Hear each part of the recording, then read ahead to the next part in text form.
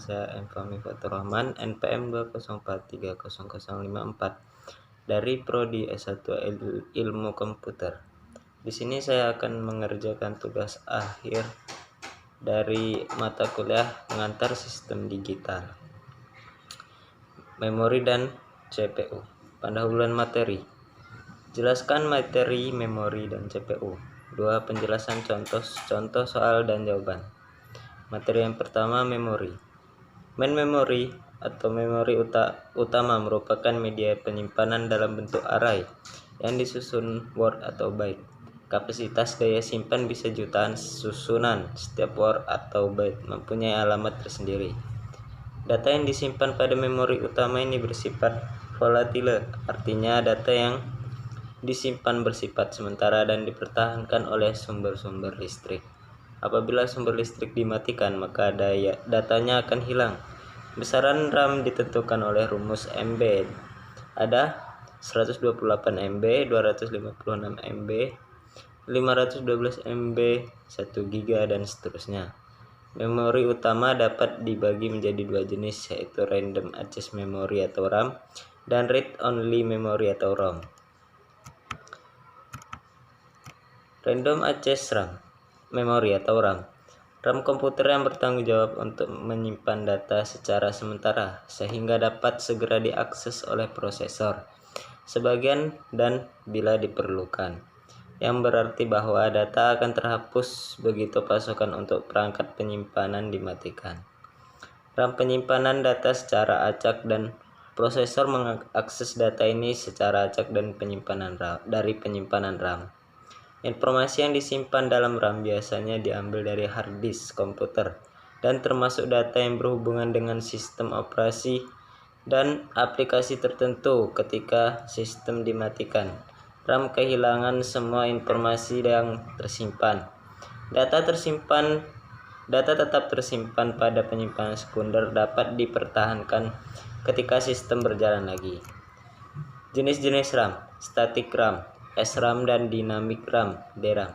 Static RAM atau mahal dan cepat. SRAM menggunakan sirkuit bistable menempel untuk menyimpan satu bit yang masing-masing dan karena lebih cepat daripada mitranya. Harga tinggi mencegah dari yang banyak digunakan pada mesin komputasi sehari-hari. Tetapi banyak mesin modern menggunakan SRAM sebagai cache prosesor.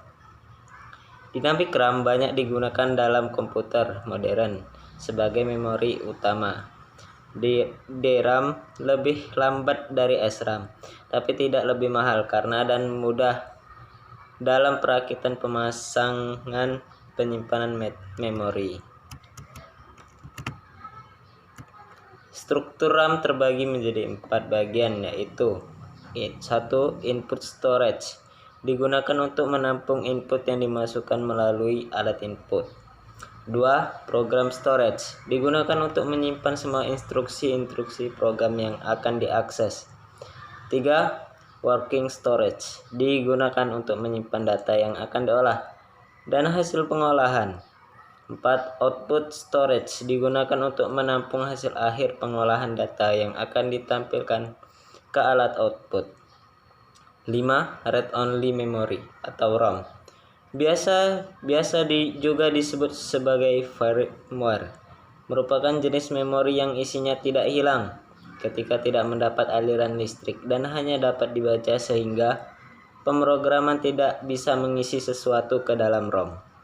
ROM sudah diisi oleh pabrik pembuatannya berupa sistem operasi yang terdiri dari program-program pokok yang diperlukan oleh sistem komputer. Seperti misalnya program untuk mengatur penampilan karakter di layar, pengisian tombol kunci papan ketik untuk keperluan kontrol tertentu, dan bootstrap program. Jenis-jenis main memory: vacuum tube, magnetic core storage, planar thin film storage, semiconductor storage, Joseph Hans Jan Stickgen charge couple device. Materi yang selanjutnya, Central Processing Unit atau CPU. CPU Central Processing unit atau CPU dari sebuah komputer adalah bagian dari hardware yang melaksanakan instruksi dari program komputer. Ia melakukan aritmatika, logis, dan operasi input atau output dasar dari sebuah sistem komputer. CPU adalah seperti otak dari komputer. Setiap instruksi, tidak peduli seberapa sederhana, harus melalui CPU. Komponen CPU, motherboard, adalah papan sirkuit tempat berbagai komponen elektronik atau komponen komputer lainnya saling terhubung seperti prosesor, video card, sound card, hard disk, dan lain sebagainya. Motherboard berfungsi untuk menghubungkan setiap komponen-komponen komputer tersebut agar bisa saling berkomunikasi satu sama lain. Komponen-komponen komputer tersebut agar bisa berkomunikasi satu sama lain. VGA card untuk menampilkan output prosesor ke monitor. Power supply mengalirkan listrik ke setiap bagian komputer agar dapat berjalan. Yang biasa dipakai di PC rumahan adalah jenis ATX. Hard disk, tempat penyimpanan data konvensional yang bekerja secara mekanik prosesor. Berguna untuk proses berpikir dan logika. Dari perjalanan sebuah perintah komputer, semakin tinggi kecepatan prosesor, maka semakin cepat komputer dalam pemrosesan berbagai macam data. RAM berfungsi menampung data yang telah terproses oleh prosesor sebelum dialirkan ke bagian-bagian yang membutuhkan. Contoh soal dari materi memori dan CPU. Apa kepanjangan dari RAM? Kepanjangan dari RAM adalah Random Access Memory. Apa itu CPU? Bagian dari hardware yang melaksanakan instruksi dari program komputer. Ya, sekian dari saya. Apabila saya ada kata salah, saya mohon ampun.